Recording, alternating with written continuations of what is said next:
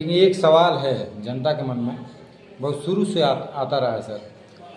सांसद और विधायक का जो पेंशन मिलता है और जो हमारे सैनिक मर रहे हैं उनको नहीं मिल रहा है पेंशन या कोई सुविधा उस तरह का, इसके बारे में क्या कहना चाहते हैं? सर ये बहुत सीरियस इशू है और रियली इसमें मैं तो ये कहूँगा कि कोई भी सांसद जो है, चाहे वो बीजेपी का हो चाहे किसी भी पार्टी का हो, वो ईमानदार नहीं है ना।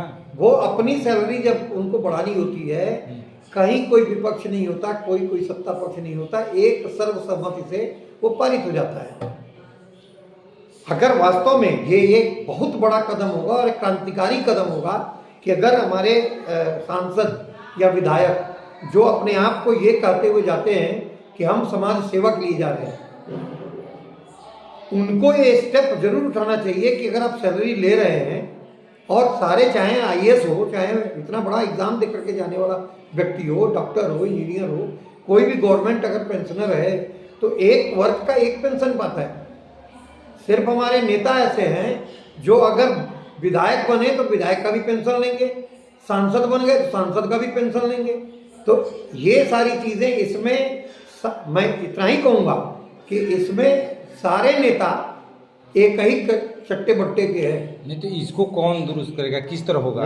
जेन्युइनली मैं मोदी जी से ये जरूर रिक्वेस्ट करूंगा कि अगर आप वास्तव में आपके अब तक के काम जो दिख रहे हैं, आप भारत के लिए जी रहे हैं, भारत के उस पर जी रहे हैं और आपको कुछ ऐसे साहसिक कदम आपने उठाए हैं बिना इस चीज़ का परवाह किए हुए कि आगे क्या होगा। इसमें दो चीज़ें बहुत जरूरी है। एक, भारत से आरक्षण को खत्म करना। आरक्षण आप हर उस वंचित शोषित को दीजिए, लेकिन कहाँ दीजिए?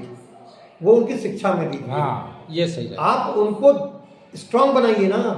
एक इंजीनियर जाता है, वो भारत का इंफ्रास्ट्रक्चर का निर्माण करने वाला व्यक्ति है।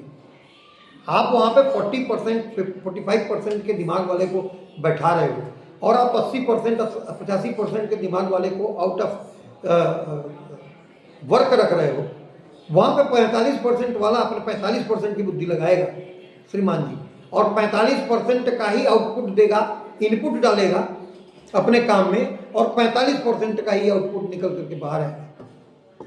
तो यहाँ पर समाज को भी ये सोचना पड़ेगा, क्योंकि जो लोग ऐसे चीज़ों के बारे में केवल उनको ये लगता है कि हम बहुत लॉन्ग लास्टिंग हमारी नौकरी मिल गई तो अब क्या हो रहा है, लेकिन ये याद रखिएगा कि ये चीज़ें देश को खोखला करेंगी। देश में अगर माइंड होगा, बेहतर माइंड जाएगा उन सब जगहों पे, तो वो बेहतर तरीके से उन चीज़ों का क्रियान्वयन कराएगा, उन चीज़ों को इम्प्लीमेंट करेगा और इसका फ़ायदा आने वाली जनरेशन को होगी।